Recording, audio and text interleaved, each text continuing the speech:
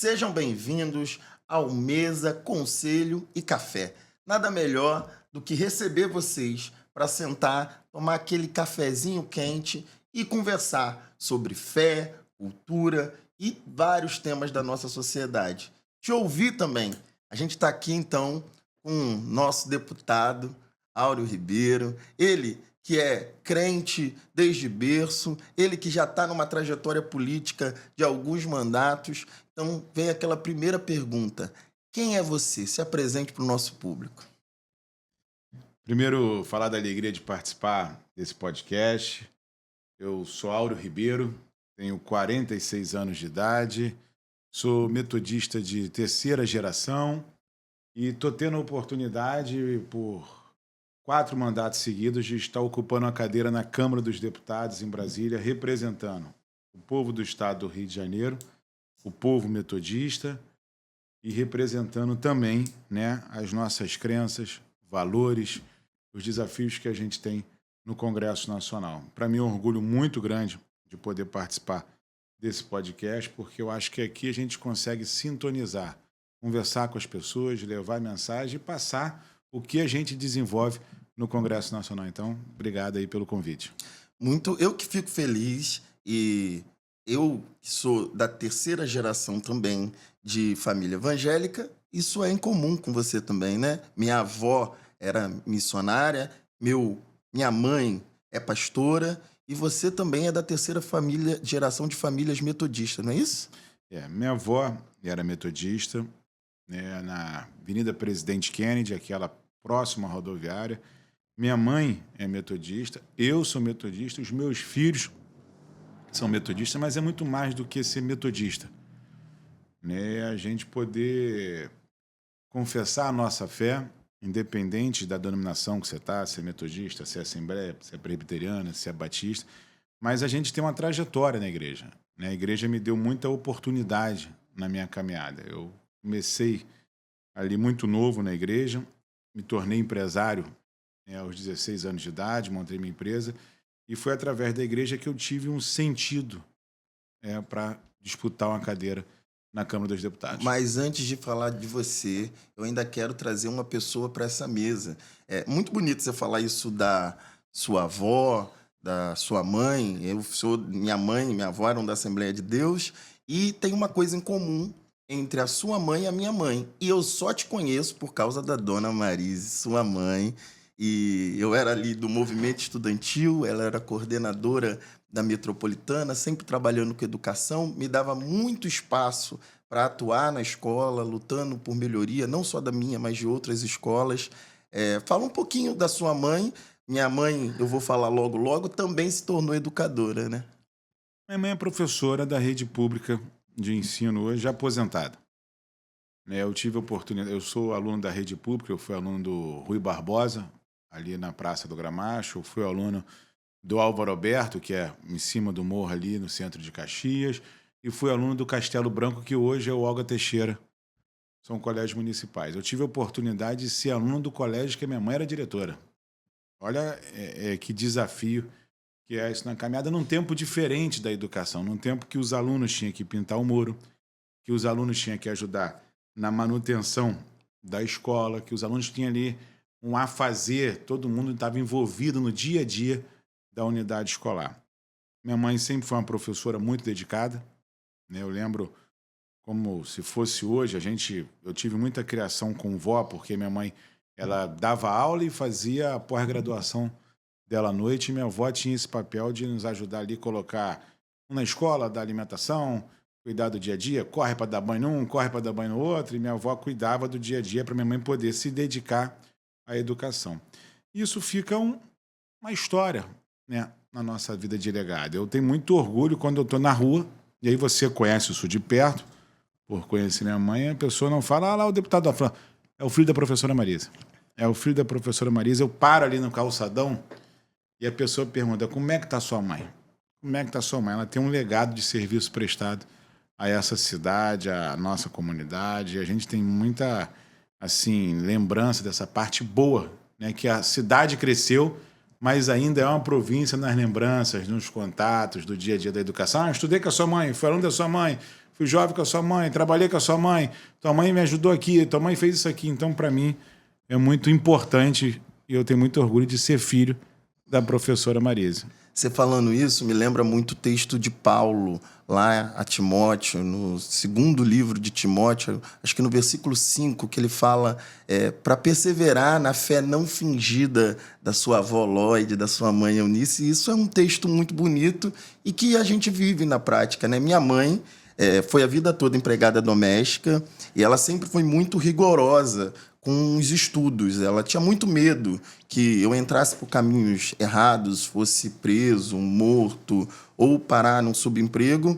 E por isso eu comecei a fazer movimento estudantil. Eu comecei a fazer movimento estudantil, porque eu ia ficar na escola, eu queria que ela fosse um pouco melhor. E eu acho muito engraçado você falar isso, que você foi aluno, aonde sua mãe é diretora, porque demonstra o compromisso com a educação pública de qualidade. Então, 2 estudantes de escola pública aqui. E aí, eu termino a escola e não entro para a universidade. E esse era o sonho da minha mãe. E aí, eu monto um pré-vestibular. Hoje a gente já tem 12 anos de pré-vestibular, mais de 300 alunos aprovados na universidade, tudo gratuito, a gente paga a prova, dá a aula. E aí a minha mãe, que eu estava falando, que foi a vida toda empregada doméstica, eu motivei com que ela entrasse para a universidade. Minha mãe entrou e esse ano minha mãe está se formou em pedagogia pela UERJ. Então também se tornou uma educadora, coisas que a gente tem em comum aí. Esse é o grande desafio da vida, né? Eu acho que a igreja te possibilita isso, né? A igreja tem um papel fundamental onde que ela está inserida, né? E a gente que participa desse movimento, que te ajuda no movimento estudantil, que te ajuda no dia a dia do diálogo, da troca de experiência, do você ouvir, né? Eu sou de uma igreja que tem muito essa relação com a educação. Quando a Igreja Metodista chegou no Brasil, ela chegou instalando instituições educacionais porque as pessoas tinham dificuldade de ler a Bíblia. Então, a igreja ela tinha como base principal a educação liberta, porque você prepara aquelas pessoas para ler, para fazer os pequenos cultos, para se reunir e ali ter o entendimento da Bíblia. Tanto que a gente tem uma rede de educação muito forte, como tinha o Instituto Bennett, o Instituto Isabela, o Instituto Metodista em São Paulo. Então, a igreja tem um papel na sociedade, né? E até hoje, onde que ela está inserida? Onde que tem uma igreja inserida, você tem um papel ali de um braço social que faz um trabalho onde que o Estado não consegue chegar, que faz um trabalho onde que atende a comunidade. A igreja te prepara para esses movimentos. Aí você, com foco na igreja, você foi para o movimento estudantil e também foi pré-vestibular e está no dia a dia ali. Como tem muita gente boa trabalhando, muita gente boa fazendo coisa aí. Então é disso que a gente vai falar agora, dessa tradição da Igreja Metodista, por coincidência ou não, na verdade, como dizem os crentes, por jesuicidência, o meu nome, Wesley, é porque minha mãe gostava muito do John Wesley, ela via ele como um avivalista, né? E ela, desde pequena, eu prego desde os 4 anos na igreja, então como você falou, essas qualidades que a igreja desenvolve, né? Esses talentos, como uma fala, né? Que é um dom. Então, minha mãe botou meu nome por causa disso e a gente se conheceu assim, porque a pastora Cacá estava caminhando com você pelo calçadão e aí me parou, encontrou e aí eu falei meu nome, ela falou, você sabia do John Wesley? Eu falei, claro, ela falou que tinha livros e aí me apresentou o senhor que na época ainda não era deputado, era presidente do Instituto Metodista Ana Gonzaga, é isso? Fala pra gente o que te motivou, esse seu início na sociedade lutando por justiça social? Eu comecei muito cedo, 12 anos de idade, eu fui camelô, ali em frente à Casa Matos, no calçadão de Caxias. Esse aqui é aqueles videozinhos que passa na internet, só quem desse tempo, aí revela a sua idade. Tinha Casa Matos que vendia material escolar. E naquele período de pessoal comprar para a escola, mochila, lápis, eu vendia uma coisa chamada tabuada. Hoje não tem mais. Se falar tabuada, as pessoas não sabem nem o que é uma tabuada. Então, eu vendia tabuada naquele momento. Com 12 anos, eu fui buscar minha independência financeira. Com 16 anos, eu me tornei empresário. Minha mãe, meu pai, foi lá, me emancipou, me deu oportunidade, acreditou no meu sonho. Eu comecei muito cedo, comecei a empreender, montar o meu próprio negócio. E aí, com 27 anos, eu fui convidado, né, pela igreja. O pastor sentou comigo e falou: preciso da sua ajuda. Eu falei: mas para quê? Eu falei: não, eu sou empresário, pastor, não tem como ficar. Não, mas as instituições metodistas passam por um grande desafio e a gente precisa ajudar as instituições. Eu falei: mas eu já ajudo. Ele falou: não é o dízimo, não é a oferta. A oferta não é o que Deus quer de você, não é os 10% do seu salário. É os 10% do seu tempo. É você investir o seu tempo no reino. É você dar a contribuição. Eu falei: mas eu não tenho tempo para isso. Eu falei: tem. É esse que é o desafio. É você dar o que você te é muito caro. E aí eu falei: tá bom, me bota nesse desafio que eu vou lá na igreja e vou ajudar as instituições. Cheguei no momento onde que reunia e você tinha os pastores e tinha os leigos que criavam um conselho para administrar as instituições de assistência da igreja. Cheguei ali e ninguém queria ser presidente do conselho. Aí eu falei: o que faz um presidente de conselho? Ele falou: não, convoca as reuniões. Eu falei: já que ninguém quer ser, pode colocar meu nome aí, eu vou ser o presidente para convocar as reuniões e a gente conseguir se reunir.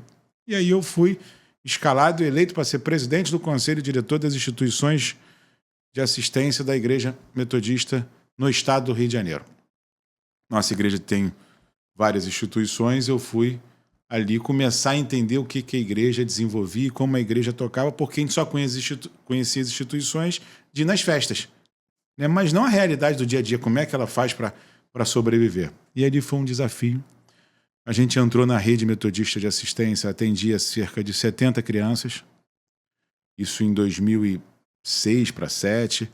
Eu saí em 2010, porque quando eu me elegi deputado, não poderia ficar acumulando a presidência das instituições, e entreguei atendendo 7 mil. Então foi um grande desafio. A instituição, o trabalho que a gente desenvolveu nas instituições, com creche, com a questão do centro de dia do idoso, com o centro de dependente químico, com a formação musical que a gente levou para o Morro da Providência, com posto de saúde infantil, com tudo que a gente estava desenvolvendo, padaria, escola, permitiu a gente ter um olhar da sociedade, dos metodistas, de outras denominações, para se eleger deputado federal. Foi a primeira vez que a igreja teve um candidato apoiado assim pela sua maioria, não foi a igreja, foi os membros da igreja que apoiaram essa candidatura, do serviço que a igreja me possibilitou, né, através de uma gestão, a gente entregar. Foi uma confiança que a Igreja Metodista fez no nosso trabalho, e aí a gente teve um metodista ocupando a cadeira na Câmara dos Deputados. Então, a igreja, eu sou muito devedor, né, da possibilidade de aprender, de troca de experiência, de conviver com as pessoas que eu convivi na igreja, da experiência que a gente adquiriu, que a igreja promoveu. A igreja acreditou. A igreja me deu a possibilidade de chegar ali e falar assim: vamos fazer isso. Não, estamos contigo. Vamos mudar isso aqui, estamos contigo. Vamos botar uma padaria escola, estamos contigo. Vamos botar uma creche, estamos contigo. Era o bispo Paulo Lockman, né? É uma das maiores referências hoje do nosso país. Não, muito bom ouvir. Eu lembro que a Igreja Metodista, durante muito tempo, foi responsável pela escola Armanda Álvaro Alberto, uma escola em Duque de Caxias. É ainda. É a primeira escola a servir merenda da América Latina, não é isso? É a primeira escola a servir merenda da América Latina. Se fosse hoje, seria a matéria do Fantástico, porque é merenda escolar. A primeira merenda escolar foi mate com angu, né? Então a escola é apelidada de mate com angu. Álvaro Alberto é uma escola muito importante, né? Tese de mestrado de muita gente no Brasil. Tem uma história belíssima com a educação da nossa cidade. E eu tive o privilégio também de ser aluno dessa escola. Eu fui aluno do Álvaro Alberto, né, quando minha mãe foi a diretora do Álvaro Alberto, porque tinha uma gestão no Álvaro Alberto que você tinha um centro comunitário na escola e a escola municipal. Então, a preferência de direção dessa escola por ter o centro comunitário era geralmente um metodista, né? Está atrelado a isso. Minha mãe foi uma escolha da prefeitura na época para dirigir a escola e eu fui acompanhando, né? Eu fiz a 4ª série naquele período na Álvaro Alberto, depois a 5ª série. Era aquela disputa pela vaga na escola pública. Você tinha ali o Castelo Branco de um lado, o Roberto Silveira do outro, e as pessoas disputavam a vaga para estudar na escola pública. Eu saí e fui depois para o Castelo Branco e peguei a Olga Teixeira, diretora do Castelo Branco, quando eu estudei. E sem dúvida comia muita merenda também. Não, eu esqueci, eu não tenho esse problema de falar. Eu esqueci o nome de algumas professoras na minha caminhada. mas eu não esqueci nenhuma merendeira. Como a Mariângela, como a Dona Amélia, são pessoas que marcam a memória e você tem ali a memória afetiva com todas elas. Então, eu gostava muito. Né? E o aluno que tem que... Eu sou daquela tese, gente, quem tem que avaliar a merenda escolar é o aluno. A gente sabe que a gente está no momento da educação pública que a gente não tem a melhor educação. E aí não adianta a gente fantasiar esse modelo da educação pública no país. Inclusive, aí, falta investimento, né? Falta investimento. É caro esse investimento. Hoje a gente está vivendo um mundo tecnológico, requer qualificação, preparo, investimento. E aí você sabe que a gente não consegue atender 100% do nosso desafio. Né? E é muito... Isso é um debate que a gente tem que promover com a sociedade. Deixa eu entrar nesse tema, que é a política. Então, na política, eu quero agora te fazer duas perguntas. A primeira é uma memória. Você falou de memória, eu tenho uma memória... Porque muita gente que está aí em casa já deve ter visto eu e o deputado Áureo de lados opostos, como foi na eleição de 2024. Mas pouca gente sabe que a gente já teve muitas vezes do mesmo lado. Então, eu quero contar uma história que é a história da luta contra a redução da idade penal. Na época, era uma proposta que queria colocar adolescentes de 12, 13, 14, 15, 16 anos junto com presos maiores de idade. Aquilo poderia promover mais violência e não uma redução da violência e aumentar uma pena de 9 para 12 anos, 10 anos. E a Igreja Metodista se posicionou contrário. E o deputado Áureo, eu lembro da gente ir no Congresso e estava ali uma pressão gigante do presidente da casa para que se votasse a favor do projeto. E eu lembro de você me botando debaixo do braço para entrar para dentro do plenário e lembro de você votando contra e dizendo isso. Olha, o que a gente precisa não é mais prisão. O que a gente precisa é mais escola, é mais investimento em educação. Fala um pouco dessa sua visão. E você lembra desse momento? Lembro e... São convicções. Né? O Brasil é um país gigante, né? Com diferenças assustadoras. A gente vai falar da realidade da geografia do Rio de Janeiro. Quando essa matéria foi discutida, você ter 12 anos, um adolescente de 12 anos, no mesmo sistema prisional com a pessoa de 20, 22, muita gente torceu para que isso pudesse acontecer, mas aquilo era você reconhecer o fracasso do sistema educacional.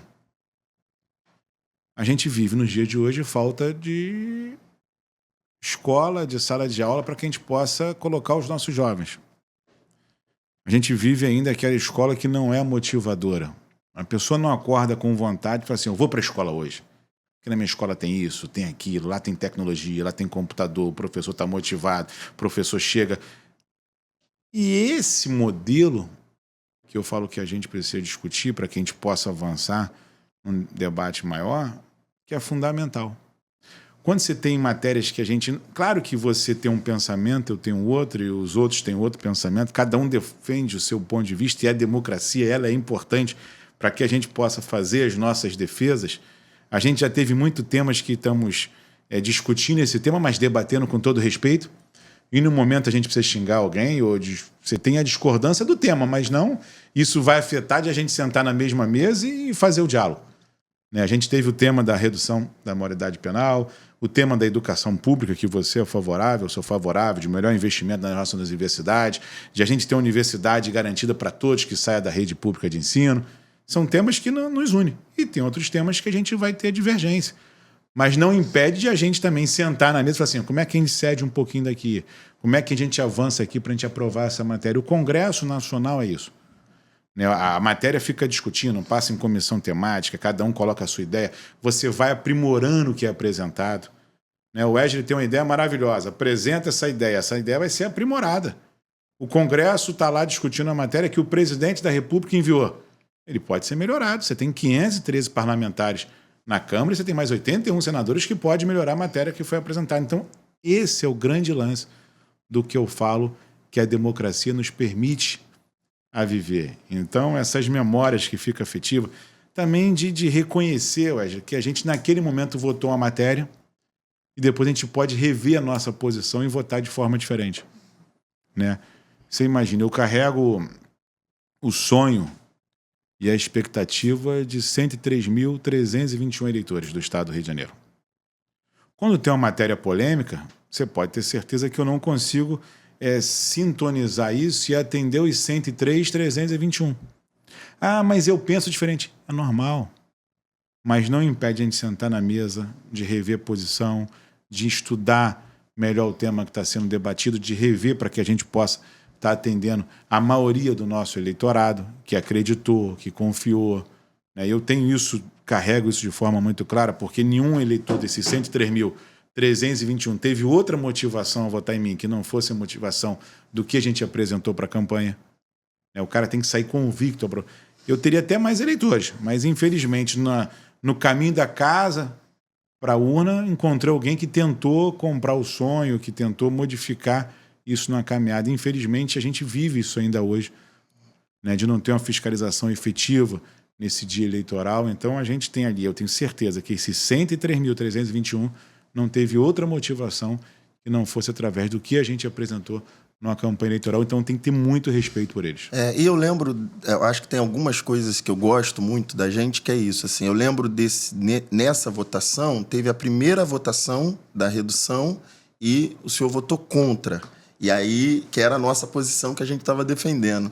E aí teve uma pressão gigante para a mudança de voto na segunda votação e o senhor continuou votando contra. Então, naquele momento eu vi que, assim, às vezes tem pressão, mas o senhor, quando tem uma posição, toma. E isso é uma coisa que eu sou muito parecido, assim. Quando eu tenho uma posição, não tem problema em vamos aguentar a pressão, porque é o que a gente defende, né? E acho que isso foi também uma coisa que, quando a gente conversou, duas coisas a gente conversou. A primeira foi essa, né? Do Wesley, você é um cara de causa, você é um cara que tem proposta. E aí você falava, olha, e acho que tem uma coisa, um caminho interessante, que é esse. Quando a gente está num espaço e traz uma causa, a gente vai sentar numa mesa onde tem gente divergindo e a gente vai sentar para trazer uma solução. Então, as causas que você tem e traz são super importantes nos espaços onde precisam ser ocupados para tomada de decisão. Então, acho que isso é uma coisa que a gente troca muito. Não, e o grande desafio é, vamos supor, que bom que a gente pensa diferente. Porque se a gente pensa diferente, gera o debate. E se gera o debate, melhora o que a gente está pensando e qualifica o que a gente está pensando. Então, esse pensamento diferente em alguns temas, ele é fundamental para que a gente possa colocar na mesa, para que a gente possa buscar os conselhos, ainda tomar um café e melhorar as propostas que estão apresentadas. Olha, então, a última pergunta sobre política é a seguinte. Falando disso, sempre vem a discussão sobre os limites e as oportunidades de um deputado que é cristão. Isso é sempre discutido na política. E aí eu quero fazer a sua avaliação do que pode e o que não pode um deputado cristão na política.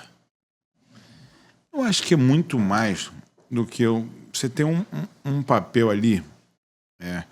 Quando se ocupa o mandato, a gente tem as nossas convicções. Nós temos as nossas crenças. A gente está no Congresso Nacional para representar o povo brasileiro. É um grande desafio isso.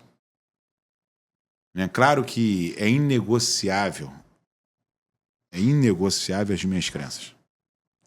Se eu estiver no Congresso Nacional, se eu estiver na rua, se eu estiver na igreja, se eu estiver no trabalho, eu vou defender ali, Cristo como centro de tudo. Mas quando você está no Congresso, você tem que dizer que você vota uma matéria para todos. E esse é o maior desafio. Eu fui eleito por 103.321, representando ali diversas crenças, diversos sonhos. Eu tenho que garantir a universidade pública para todos os brasileiros, independente do seu credo. De qual religião ela é. De qual religião ela é. Escola, Agora, hospital. ele não vai mudar as minhas crenças, mas as minhas convicções estão muito firmes. E um deputado pode tudo, mas ele tem que ter a decência. E todo mundo está ali representando um nicho. Né? Todo mundo tem uma defesa. Né? Uma coisa impressionante hoje é que eu cheguei no Congresso, a gente tinha ali a bancada evangélica. Tinha um número X de deputados. Quando você pega a bancada evangélica hoje, ela é metade do Congresso.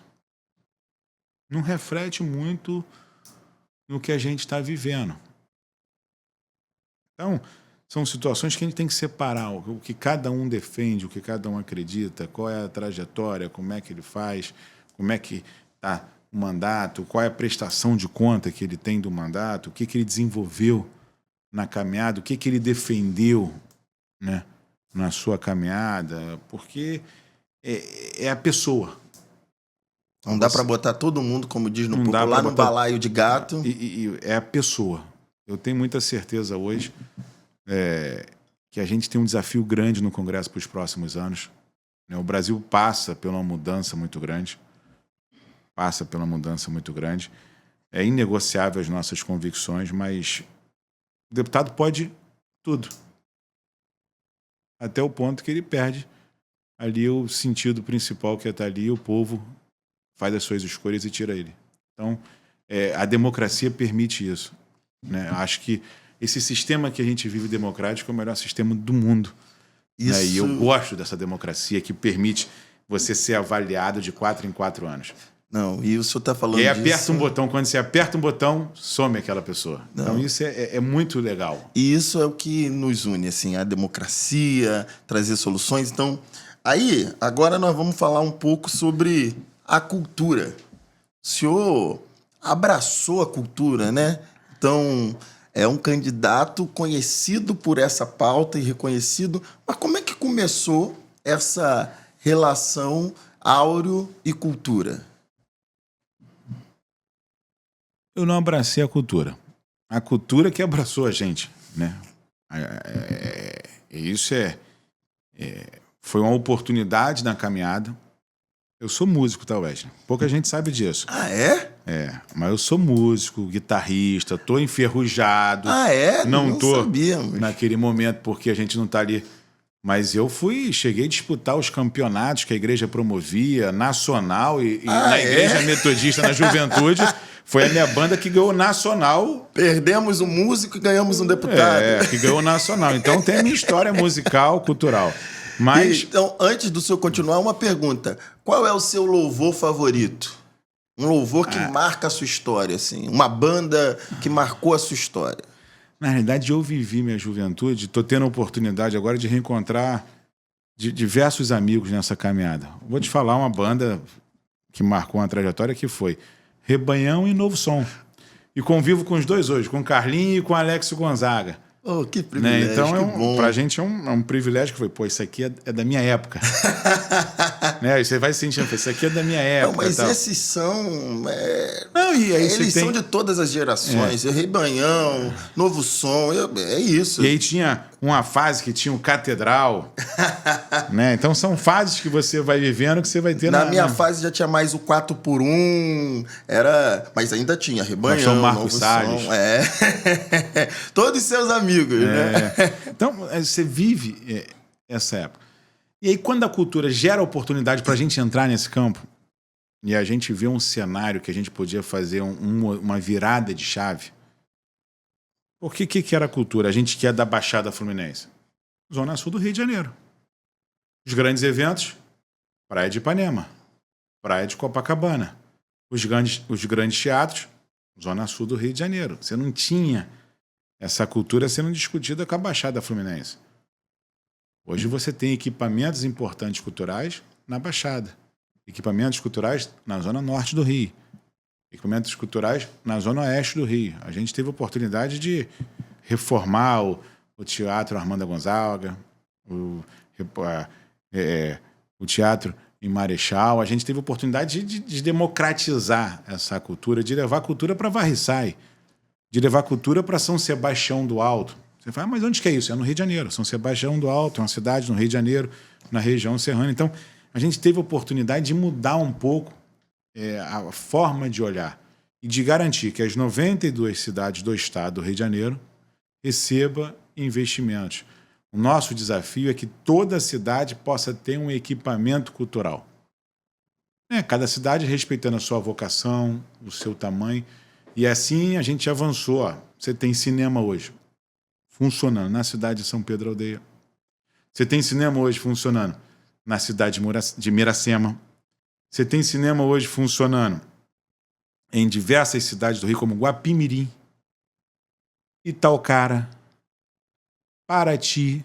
Tudo que foi democratizado com investimento, entendendo que tem que ter um equipamento cultural em cada cidade do Rio de Janeiro. Então, eu acho que essa oportunidade, essa virada de chave, o dinheiro chegar na ponta, o cara participar do edital, o dinheiro chega na conta dele, ele ter a oportunidade de prestar conta, e essa economia que gira, que é a economia criativa, que bota dinheiro na ponta, que melhora a vida das pessoas, que o cara pode expor sua arte. Quem tem contato com a cultura, né? E eu fiz isso. Então, eu fiz isso em 2007, quando a gente chegou no Morro da Providência, com o Instituto Central do Povo, que a gente colocou uma escola de música que tinha 500 crianças do morro estudando, que a criança ela teve a oportunidade de fazer as suas escolhas. Ela escolhia ter um fuzil ou escolhia ter um violino, porque já era gerada a oportunidade. A mãe levava a criança, falava, você tem um caminho. Quantas crianças, através daquela escola de música, que era desenvolvida no Instituto Central do Povo, consegue hoje sustentar a sua família tocando num bar, fazendo parte de uma orquestra, estando numa banda, porque foi gerada uma oportunidade. Né?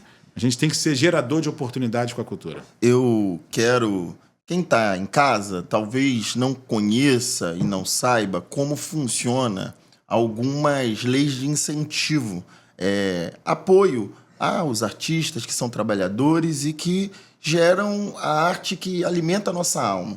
E eu queria que você falasse um pouco dessas leis de incentivo. Tem a Lei Rouanet, que todo mundo fala, e o senhor participou de um momento importante do Brasil, que foi a pandemia, quando os artistas ficaram ali sem poder, muitas vezes, exercer plenamente a sua arte, precisavam de um apoio e conseguiu produzir uma das maiores políticas de cultura que permanece até hoje e que chegou na ponta, que é a Lei Aldir Blanc. E eu queria que você falasse desse processo, que é um processo importantíssimo para todo fazedor de cultura do nosso país. Como é que foi lá no Congresso? E eu sei que você teve uma atuação ativa. Explica um pouco para as pessoas como é que isso funciona, quanto foi investido. Cultura é resistência. Né? O momento mais difícil do país, que foi o momento pandêmico, o Brasil entrou num dilema. Primeiro, o setor parar ou o setor cultural. Fecha os teatros, fecha os cinemas, não abre os bares, não pode ter aglomeração, não pode ter música ao vivo. Você tinha grandes artistas da música, grandes, vendendo seus instrumentos musicais para sobreviver. Quando você tem um grande fazendo isso, você imagina um pequeno. O que acontecia com aquele cara que uma hora para outra fala assim, você não vai mais tocar à noite. E chega em casa, olha o seu filho, olha a sua família, e a fonte de renda dele foi retirada do momento pandêmico.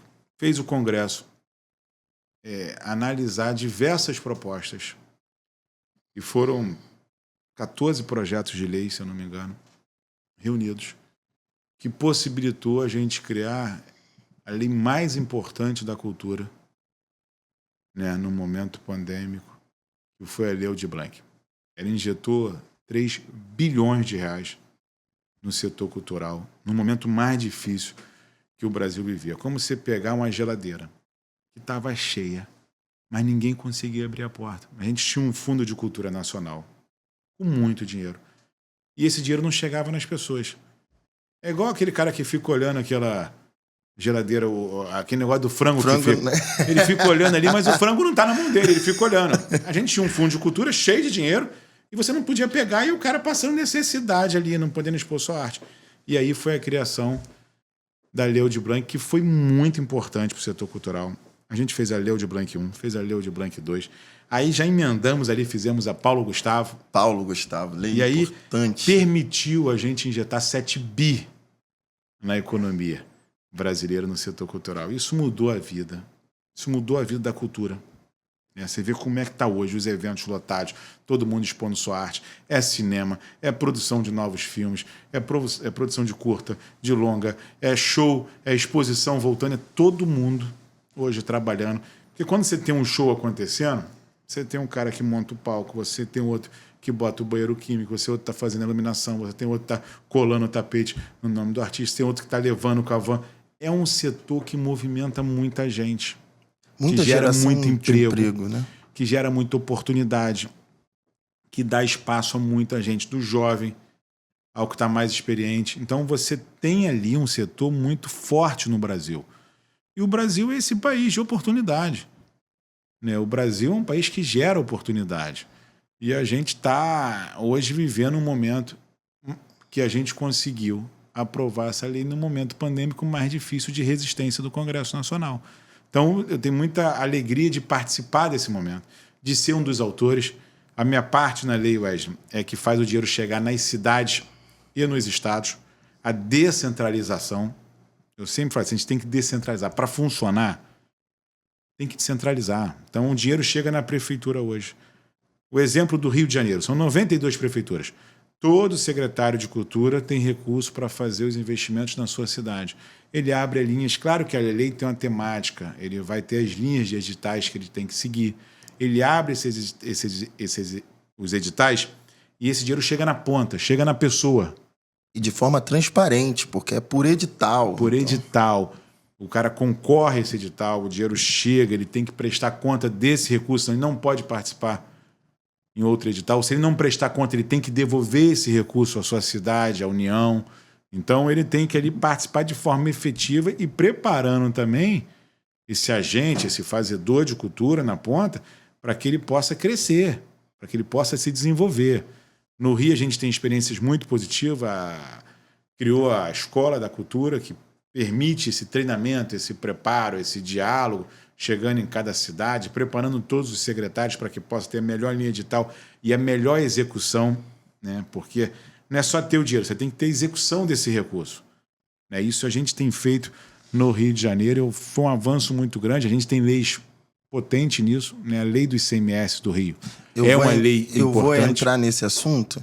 Já saudar a secretária Daniele Barros, que tem feito um trabalho excelente no estado do Rio de Janeiro. Todos os fazedores de cultura, sem dúvida, são muito... tem uma relação de muita proximidade com a Daniele. Ela é alguém que está no dia a dia e que tem entregado muito, uma sequência de editais, de aparelhos de cultura. Daniele Barros, que também é sua irmã e que é, assim, uma das secretárias mais competentes desse Brasil. Inclusive, agora é presidente do Fórum Nacional de Gestores de Cultura. E a Daniele Barros, que também é filha da professora Marisa. Filha da professora Marisa. E ela, assim, eu tenho uma grande admiração por ela e não nego isso para ninguém. E você sempre fala uma frase que eu gostei, que eu adotei, que é: o que a gente está fazendo é combater a violência, é tirar o fuzil da mão do menino e colocar um violino. Eu acho que isso é potente para o Rio de Janeiro, né? Então, e aí vamos falar de ICMS e Lei Rouanet e essas outras leis de incentivo, que é isso, o senhor conseguiu muito dinheiro público investido em cultura, mas você também tem uma capacidade, você, a Dani, de articular com as iniciativas privadas para que eles cumpram um papel social também, investindo em teatros, investindo em aparelhos de cultura, investindo em programas. Fala um pouco para a gente dessas leis de incentivo, porque às vezes as pessoas não sabem o que é o ICMS, o que é a Lei Rouanet e como que elas funcionam. A gente tem, no Estado, a gente tem a lei do ICMS. O que é a lei do ICMS? É a empresa poder aportar um pedaço da sua receita, que ele é pagar em ICMS, em projetos culturais. No Estado, a gente tem duas, que é cultura e esporte. Ele pode fazer a sua renúncia e apoiar um projeto cultural. Por que isso é importante? Porque você tem escolhas de projeto. Você tem as empresas que criam um caminho de edital e tem empresas que fazem a escolha de um projeto apoiando e patrocinando aquele projeto. Isso permitiu, né, através da lei do Estado, apoios nas construções desses cinemas que eu coloquei para você, que chegou nas cidades, o cinema de Guapimirim, o cinema de Itaocara. Mais recente, o da Ilha, eu fui lá. A Ilha teve o apoio também cultural para que a gente pudesse ter o Teatro da Ilha, o Teatro Nova Iguaçu. Então, são leis que permitem você dar a manutenção e o apoio a equipamentos importantes de cultura no estado do Rio de Janeiro. E a gente mudou um pouco essa lógica, né? Primeiro que a Dani colocou a Fundação Getúlio Vargas para acompanhar todos os editais, dando toda a transparência, com ética, para que a gente pudesse avançar e ter a confiança também dos patrocinadores. Porque quem está patrocinando quer ter a confiança do melhor projeto executado, de chegar ao maior número de pessoas, de ter o melhor impacto social. E, além disso, tem todas as medições desses impactos sociais que permitem a empresa falar, realmente, se nós investimos em cultura ali, tem um retorno para a nossa marca. Se nós investimos em cultura ali, tem um retorno social ali colocado, porque tem todos os indicadores. Isso facilita esse processo para você captar os recursos para qualquer programa. Então, são duas leis muito potentes. Uma lei é do ICMS, a outra lei é a Rouanet, que permite o avanço, a manutenção da cultura no Brasil e no estado do Rio de Janeiro. E eu quero aqui, de forma muito especial também, mas dar os parabéns a todos os secretários de cultura do estado, né? Porque ninguém realiza nada sozinho. A gente avança porque tem um time que pensa, tem um time que trabalha, tem um time que está no dia a dia, tem os fazedores de cultura que estão na ponta, dialogando com o fórum de cultura em cada cidade representada. A Dani hoje tem o privilégio... Os conselhos de cultura. Tem o privilégio de ser presidente do fórum dos secretários de cultura de todos os estados, mas tem os conselhos que se reúnem, tem conselhos temáticos. Você tem um pessoal da dança, você tem um pessoal do teatro, está todo mundo reunido, pensando.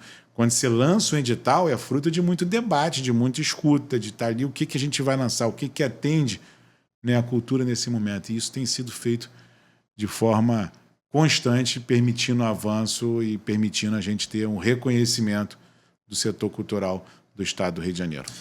Então, agora nós vamos falar dos avanços, 2 avanços que eu acho que a gente pode discutir. Fico muito feliz com o que você falou, porque é entrega de qualidade, de política pública, de mudança de vida, de forma transparente. Essa trajetória mostra que não tem nada a desabonar, pelo contrário, é mostrar a entrega e mostrar a gestão. E isso, para mim, é muito importante, porque a gente, ainda mais no estado do Rio de Janeiro, a gente vive tantos escândalos negativos quando a gente vê uma coisa, e que geralmente são mais falados. Geralmente, tudo que é negativo sai, é divulgado, e a gente tem que mostrar que, não, olha, tem muita coisa positiva. E aí eu quero falar agora, então, dos desafios. O primeiro existe um debate, nós somos um podcast que quer conversar com você que é evangélico, você que consome muita música. Os evangélicos, assim, estão sempre... A gente cresce na igreja fazendo teatro. E aí existe hoje, na minha visão, uma limitação da chegada desses recursos, muitas vezes, ao meio evangélico, aos artistas evangélicos. Eu sei que você... tem falado disso, tem defendido isso, como é importante a gente também ampliar e chegar nesses artistas, e tem feito isso ao longo desse processo. Fala um pouco para a gente desse desafio. A nossa grade de programação hoje atende todos. Com essa grade, a gente tem os cantores gospel, tocando nos teatros do Rio de Janeiro, no dia a dia. E a gente avançou muito, né? Se você for reparar, Wesley, toda a programação, a gente tem uma retomada muito grande das exposições na cidade. Hoje, a gente vê, tem a exposição de Barra Mansa. Vai ter lá, na exposição de Barra Mansa, o gospel. Como tem o católico, o evento católico, que é muito importante. Então, você tem ali hoje essa cultura, e eles, tanto o católico como o gospel, como outras denominações, chegando ali e tendo recurso público também. Então, a gente permitiu, através do investimento, do treinamento, que é também um estilo musical muito forte, receber os recursos para que possa estar avançando. Então, acho que a gente está avançando devagar, conquistando os nossos espaços. levando a nossa arte, levando ali a cultura, chegando em cada cantinho desse estado do Rio de Janeiro, chegando lá em Cantagalo, em Barra Mansa, em Itatiaia, e permitindo também acessar as leis de incentivo. E isso é um trabalho de capacitação. Você tem que capacitar esse time a escrever o melhor projeto e defender o seu projeto. O que a gente não pode é segregar e o que a gente não pode também é ter privilégio para ninguém, porque todos vão disputar o recurso público com a capacidade do projeto apresentado. Por que não? Ele vai disputar um projeto. Se o projeto dele for bom, ele vai ter oportunidade de recurso. Se não for, ele tem que se preparar mais e escrever o melhor projeto. Esse eu acho que é o grande desafio. A gente tem feito isso de forma muito transparente, qualificando, preparando para que todos possam apresentar o bem projeto, mas a gente vê como a música gospel está crescendo no Brasil, como cresceu também na nossa gestão. E aí, falando inclusive novamente de desafios, mesmo com todo esse incentivo, ainda tem muitos artistas que acabaram passando por algum processo burocrático, uma dificuldade, um endividamento, e o senhor está defendendo um projeto Desenrola. Fala um pouco para a gente do Desenrola. O Desenrola Cultura é o que permite o agente cultural, o fazedor de cultura, renegociar suas dívidas. No momento pandêmico, todo mundo parou. Então, ficou aqueles boletins que você não pagou, ficou as contas atrasadas e a pessoa precisa desse incentivo, como a gente fez com diversos setores, tá? Diversos segmentos. O Brasil já fez isso e tem lei aprovada na Câmara, o Desenrola, um programa do governo federal. A gente criou o Desenrola Cultura, permitindo ele voltar ali no dia a dia, renegociar suas dívidas e tocar a vida para frente. Eu acho que é uma oportunidade que a gente está dando a um setor que foi prejudicado pela pandemia. Então a gente tem um olhar para esse trabalhador, tem um olhar para o fazedor de cultura e criamos, através do programa Desenrola Cultura, a possibilidade de ele renegociar, voltar a ter crédito, poder acessar o banco, poder acessar o empréstimo e tocar a vida para frente. E você tem essa marca também, né, de uma grande capacidade de aprovar projetos de lei, de articular para que isso aconteça. É uma sequência. Eu fico vendo lá, às vezes, projetos sobre acessibilidade, projetos de proteção contra a violência à mulher. Eu fico vendo que você tem essa marca, né? A gente tem exercido na Câmara o diálogo, né, e contribuído na aprovação de projetos importantes e também sou autor de alguns projetos importantes de proteção à mulher, de geração de renda, oportunidade. Eu tenho um projeto que eu estou discutindo que é empregabilidade para quem tem mais de 50 anos, que começa a porta se fechar. Tem a Lei Aldir Blanc, que foi, acho que uma das leis importantes. Eu sou autor do projeto que regulamenta a criptoeconomia no Brasil. Então, acho que a gente tem uma marca na Câmara também. Sou feliz por estar pelo 4º ano seguido, Wesley, sendo considerado um dos melhores deputados do Brasil pelo DIAP. O senhor lembra ainda de quantos projetos o senhor já foi autor, aprovou? Foram mais de 500. Tramitando hoje na Câmara são mais de 260. Que a gente tem... O projeto é como se fosse um filho que você bota ali, mas você tem que cuidar dele, né? Porque ele vai passando por comissão temática. Quando você bota ele no ar, aí ele vai ser discutido na comissão, se o tema dele passar pela ciência e tecnologia, depois pela tributação, depois até chegar na CCJ, é uma caminhada. Por isso que você vê assim, fica anos discutindo um projeto. O que faz a gente aprovar um projeto é um nível de articulação, porque vai para a comissão temática, designa um relator. Aí você tem que ir lá no relator explicar a sua ideia para o relator para que ele possa ser aprovado. E vai passando por comissão por comissão. Então a gente tem 260 hoje.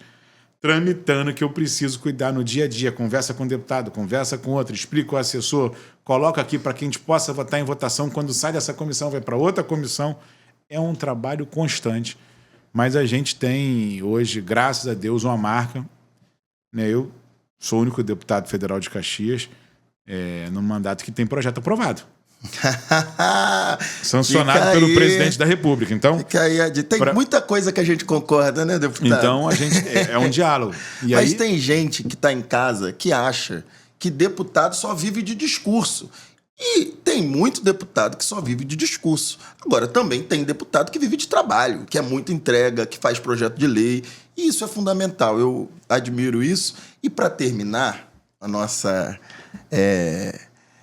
nosso Café, quero te agradecer por ter vindo ao nosso podcast.